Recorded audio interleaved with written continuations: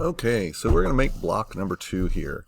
We're going to go a little bit faster on block number 2 because you've already done block number 1, and hopefully you should understand a little bit on how this is done. So once again, we're going to click on our part file to create a new part. So we're going to go part. When it comes to this screen, remember up here in your top left corner is kind of your first step. We're going to go to Start, 2D Sketch, and we're going to do it on the top plane once again. Now for this, I hope you remember how to do this. We're going to go ahead and use the line command once again. We're going to go line. Going to start down here in this bottom left quadrant. Start my line there, making sure it comes across. Now here, again, when this comes across, make sure you see that constraint showing up, showing that you're parallel to that Z axis there. So we're going to click there. You're going to come straight up there. Make sure your perpendicular constraint shows up. Straight across, again, making sure your perpendicular constraint shows up. And making sure that you're the same length to there. Click. And back down there to your green dot appears. Click. That's great. You got your block there. Now, remember next, you have to center this block up. So we're going to go centering it here on the top. Make sure that perpendicular line appears. I went to my horizontal constraint there. I'm going to go to the midpoint there where that green dot appears and click there. It should shift to the side. I'm going to go next up here to my vertical constraint. Going to click on it. Hover over my line. Again, that perpendicular line should appear. When I see the green dot, I'm going to click in my center point. And this is origin, remember, the origin. All right, from there, we're going to go up to our dimension toolbar. We're going to go dimension. And to double check yourself, you could grab this here, make sure it's all stays centered. Grab this one here, make sure it all stays centered. If it's good, great. If it's not, try it again. All right, so now once again, we're going to go here to this dimension toolbar. We're going to click. Remember, I'm going to go from this parallel line to this parallel line, and I'm going to make that 4 inches on this, 4 inches. I'm going to zoom out on this a little bit. Should have turned those outside 2 lines black.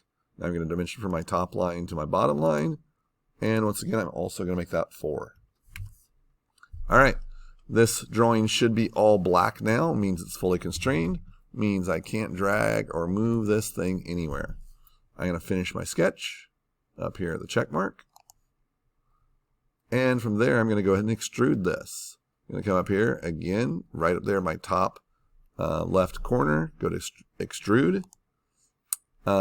This center section, we're going to go and extrude it both ways, symmetrical. And we're going to extrude this block at 2. And we're going to go OK. There you go. That block is beautiful. The only other thing we're going to do to this block is make it some color contrasting to the color of your block 1. So if your block 1 was gold, make this in contrasting color and maybe make it silver or lead or iron or whatever. Don't make it anything that's transparent or translucent. So no glass or no indoor pool. Sorry, I mean like that. Here I'm going to make this, cherry. That's nice. Wood, cherry. Beautiful. So there's my block. However, this block we're going to add a little bit more detail to it. We're going to add a slot cut through this top surface of it. So to do that, we're now going to add another sketch. So we're going to start new sketch. I'm going to come up here on this top surface and click on it. And on that top surface, I'm going to make and draw a rectangle. So I'm going to use the rectangle command. I'm going to make sure my rectangle locks into this line. It should turn it black when I hover over it. So I'm going to click there and drag it down to about there. So now, notice what this has done. I'm going to hit escape. This top line that I just drew there is black because it is fully constrained. I cannot move that line off of there. This bottom line is black. I can't move it off. I can, however, drag these lines side to side. Now, here's one kind of important little part. If I have this drawn here nice and almost perfectly centered, when I go to constrain this, and I'm going to use a horizontal constraint there, and notice that perpendicular line, horizontal. Notice that perpendicular line appears, but notice there, I'm not sure whether I'm getting the midpoint of that black line or the midpoint of my whole block. I'm just really not sure which one I'm selecting. So that makes it kind of difficult. I'm going to adjust this a little bit here. You don't need to do this. Now let's go back to there. Now notice again, now there I know that's the midpoint of that block, and then the midpoint right there, look how close those two midpoints are together. They're really close.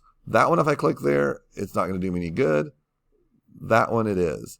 So what I suggest doing on something like this is making this so it's not centered up. Make it something like this. This block isn't anywhere near the center of it. So now when I do my horizontal constraint, I can really easily tell, oh, that's the midpoint of that black line. It's not the midpoint of my block, which is there. So there we go. We're going to get the midpoint of the black line there to my origin, and that centers that up nicely. If I hit my escape key, now this should be centered up there nicely. So now for this, what I'm going to do is I'm going to make this thing 1.5 inches wide. So I'm going to dimension from this parallel line to this one, as you just saw me do. Pull it up and above and make that 1.5. If you've done everything correctly, this should be all black. And if it is, that's great. Finish your sketch. And once again, we're going to go to extrude. So we're going to go to extrude. This time, however, I'm not going to extrude this way. I'm not even going to switch it and extrude the other way. I'm going to come down here and change it to a different setting. So right now, I'm set on join. There you see. This one is cut. That's what we're going to do here in a moment. But let's look at the other two. Intersect and new solid. You know, all the times I've ever done Inventor, all the years, I think I've only used these two maybe a handful of times. 99% of the time, you're going to use these two. So this one we're going to go cut.